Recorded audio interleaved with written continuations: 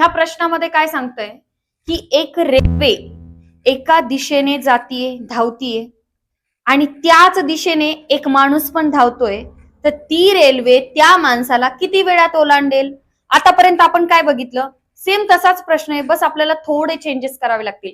की समजा एक उभा माणूस आहे आणि रेल्वेने त्या माणसाला ओलांडलं, तर किती वेळेमध्ये ओलांडलं? बस आपण काय करत होतो की जेवढी रेल्वेची लांबी आहे तेवढीच काढून घेत होतो. याच्यात बस थोडा चेंज केलेला आहे की तो माणूस आता उभा नाहीये, तो माणूस आता काय करतोय, धावतोय. तर त्यानुसार आपल्याला याच्यात काय चेंजेस करायचे ते लक्षात घ्या.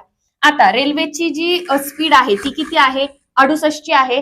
तर आता तो माणूस धावतोय म्हणून त्याची जी स्पीड असेल ती ह्या रेल्वेच्या स्पीड मधून मायनस करून टाकायची. लक्षात घ्या, काय करायची? मायनस करायची. आता तो व्यक्ती 8च्या स्पीडने धावतोय, आपण काय करणार? ह्या 68 मधून हे 8 मायनस करणार. बरं, प्लस का नाही करायचे, मायनसच का करायचे?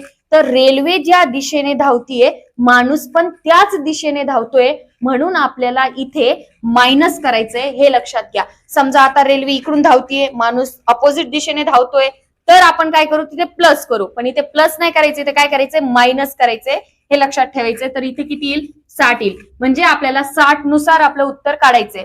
एका तासाला 60 किलोमीटर चालतीये. मग मीटर सेकंड मध्ये जर केलं तर काय होईल की 60,000 मीटर चालतीये 3600 सेकंदाला.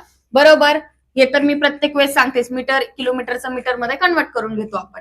त्यानंतर आता काय, आपला जसं आपण प्रश्न सोडवत होतो की समजा एक उभा माणूस आहे आणि रेल्वे त्याला ओलांडतीये, म्हणजे माणसाला रेल्वेने ओलांडलं, याचा सरळ सोपा अर्थ काय की ती रेल्वे स्वतःची जेवढी लांबी आहे तेवढीच ओलांडत असते. म्हणून आपण काय करू? रेल्वेची किती लांबी आहे? 150. बरोबर आहे. मग ती 150 किती वेळात ओलांडेल? बस तेवढंच काढायचंय आपल्याला.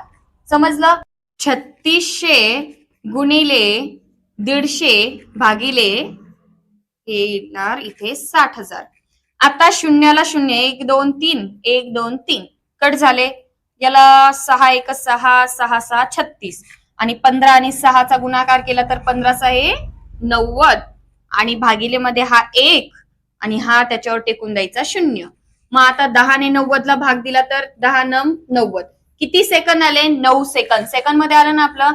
म्हणजे 150 मीटरची जी रेल्वे स्वतःची लांबी 9 सेकंद मध्ये ओलांडते, याचाच अर्थ ती त्या माणसाला 9 सेकंद मध्ये ओलांडते. आणि जरी तो माणूस धावतोय तर ते आपण इथून 8 मायनस ऑलरेडी केलेले आहे. प्रश्न एकदम सोपा आहे, समजून घ्या आणि याच्या नंतरचा पण प्रश्न लगेच बघू आपण. बघा, एका रेल्वे गाडीमध्ये एक यात्री बसलाय आणि तो एका मिनिटामध्ये किती? 21 खांब मोजतो. लक्षात घ्या, एका मिनिटात 21 खांब मोजतो आणि प्रत्येक 2 खांबाच्या मधले अंतर हे 50 मीटर आहे. तर त्या रेल्वेचा वेग किती? त्या गाडीचा वेग किती? आता इथे जे 21 खांब दिलेले आहे, हे काय? हे फक्त एक कन्फ्युजन आहे. याच्यामध्ये काय काढायचंय की नेमकं एका मिनिटामध्ये टोटल किती मीटर, बस एका मिनिटामध्ये किती मीटर, जेणेकरून एका तासाला किती, असा त्याचा अर्थ होतो. म्हणजे 1 मिनिट म्हणजे आपण याला सेकंड मध्ये घेऊ. 1 मिनिट म्हणजे 60. 1 मिनिट म्हणजे 60 सेकंद. मग 60 सेकंदाला टोटल किती मीटर ते काढायचंय आपल्याला. 60 सेकंदाला टोटल किती मीटर. मग आता हे कशा पद्धतीत काढायचं? टोटल खांब किती आहेत? 21 आहेत. बरोबर आहे. टोटल खांब आहेत 21. मग 21 खांबच्या जर समजा अशा जोड्या बनवायच्या आहेत, तर जोड्या बनवायच्या असेल तर 20 पर्यंत बरोबर पूर्ण जोड्या बनून जातील. मग 21चा जो एक आहे तो बाकी राहील, कारण प्रत्येक जोड्यामधले जर बघितलं, आता समजा ह्या जोड्या आहेत बरोबर आहे, यांच्यामध्ये 50-50चं 2 खांबच्या मध्ये काय आहेत? 50 मीटरचं अंतर आहे. मग अशा टोटल जर बघितलं ना, तर आपण फक्त तिथे जरी 21 खांब असेल ना, आपल्याला फक्त ते टोटल खांब जे आहेत ते फक्त 20च पकडायचे आहेत, 21 पकडायचे नाही. फक्त 20 खांब घ्यायचे आणि अंतर किती आहे? 50 आहे. म्हणून 50 गुणिले 20 करा, किती आले? 1000 आले. तर ती 60 सेकंदाला 1000 मीटर जातीये, एवढं लक्षात घ्या. 60 सेकंदाला किती? 1000 मीटर. तर गाडीचा वेग म्हणजे एका तासाला किती चालली. एका तासाला पण सेकंद मध्ये केलं तर काय होईल? 3600 होईल. 3600 सेकंदाला किती चालली, म्हणजे आपला वेग इथं मिळून जाईल. क्रॉस मल्टिप्लिकेशन करून घेऊ आपण याला.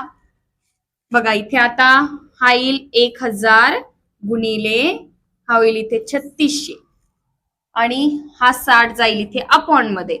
आता इथे हा शून्याला हा एक शून्य कट झाला.